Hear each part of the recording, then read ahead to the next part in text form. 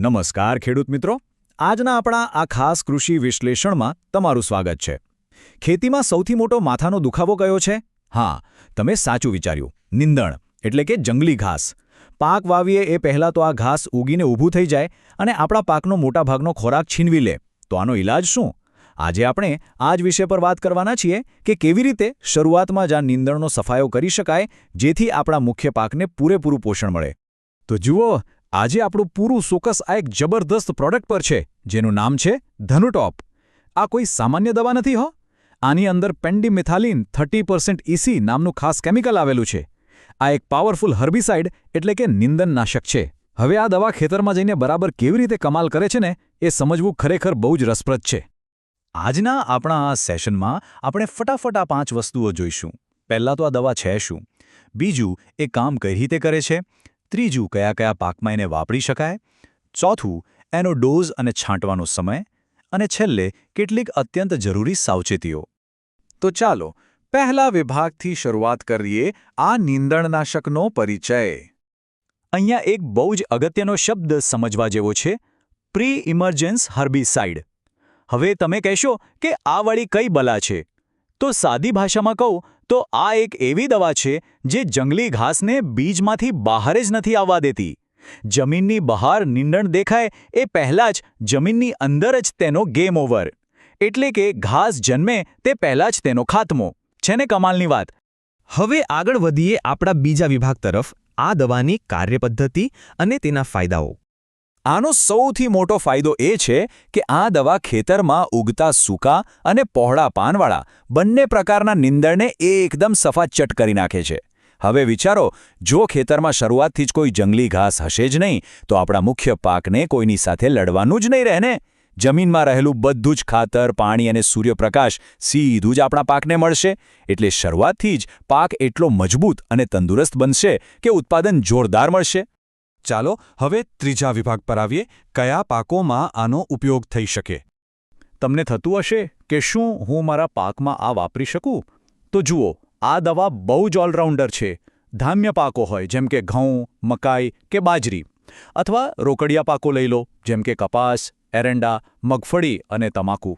એટલું જ નહીં, ડુંગળી, લસણ અને બટાટા જેવા કંદમૂળમાં પણ આ એકદમ સુરક્ષિત છે.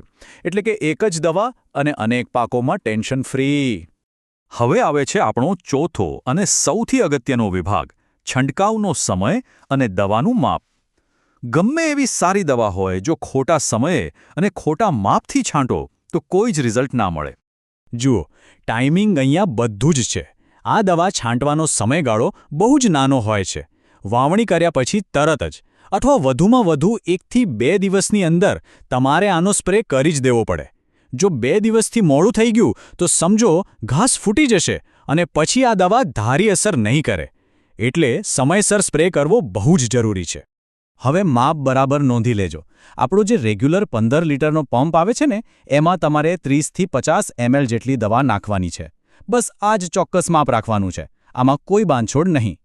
અને જો તમારે આખા એકરનો હિસાબ જોઈતો હોય તો 1 એકરમાં અંદાજે 1 લીટર દવા જોઈશે, જેને તમારે 200 થી 250 લીટર પાણીમાં બરાબર મિક્સ કરીને છાંટવાની રહેશે. જો કે તમારી જમીન કેવી છે અને કયો પાક છે તેના આધારે આ ડોઝમાં સહેજ આગું પાછું થઈ શકે છે. એ તમારે ખાસ ધ્યાનમાં રાખવાનું છે. અને હવે આપણે પહોંચ્યા છીએ આપણા છેલ્લા અને 5મા વિભાગ પર, ખાસ ધ્યાનમાં રાખવા જેવી સાવચેતીઓ. કોઈપણ કેમિકલ વાપરતી વખતે આ 3 બાબતોમાં કોઈ જ ભૂલ ન ચલાવી લેવાય. પહેલું, દવા છાંટતા પહેલાં જમીનમાં પૂરતો ભેજ હોવો ફરજિયાત છે. જો જમીન સાવ સૂકી ભઠ્ઠ હશે તો દવા બિલકુલ કામ નહીં કરે. બીજું, વધારે પડતો ડોઝ ક્યારેય નહીં મારવાનો, નહીંતર આપણા પોતાના જ પાકને નુકસાન થઈ જશે. અને ત્રીજો, સૌથી મહત્વનો નિયમ, દવા છાંટ્યા પછી ખેતરમાં ક્યારે પણ ખેડ કે હળ ન ચલાવવું. જો ખેડ કરી તો જમીન પર બનેલું દવાનું લેયર તૂટી જશે અને પાછું નીંદણ ફૂટી નીકળશે. જેમ મેં પહેલાં કહ્યું, દરેક પાક અને જમીનની પરિસ્થિતિ અલગ અલગ હોય છે. જો તમે ઈચ્છતા હો તો તમે તમારા પાક મુજબ એકદમ સચોટ ડોઝ અને સ્પ્રે ક્યારે કરવો તેની કસ્ટમાઇઝ્ડ માહિતી પણ માંગી શકો છો. સાચી માહિતી અને માર્ગદર્શન હશે તો જ ઉત્પાદન મબલખ મળશે. તો હવે તમારી જાતને એક સવાલ પૂછો, શું તમારું ખેતર આવનારા પાક માટે ખરેખર સંપૂર્ણ સુરક્ષિત અને નીંદણમુક્ત છે ખરું? વાવણીનો સમય એકદમ નજીક છે ત્યારે ધનુટોપ અને આ પ્રી ઇમર્જન્સ પદ્ધતિ અપનાવીને શરૂઆતથી જ પાકને એક પાવરફુલ અને હરીફાઈ મુક્ત સ્ટાર્ટ આપવાનો આ જ સાચો સમય છે.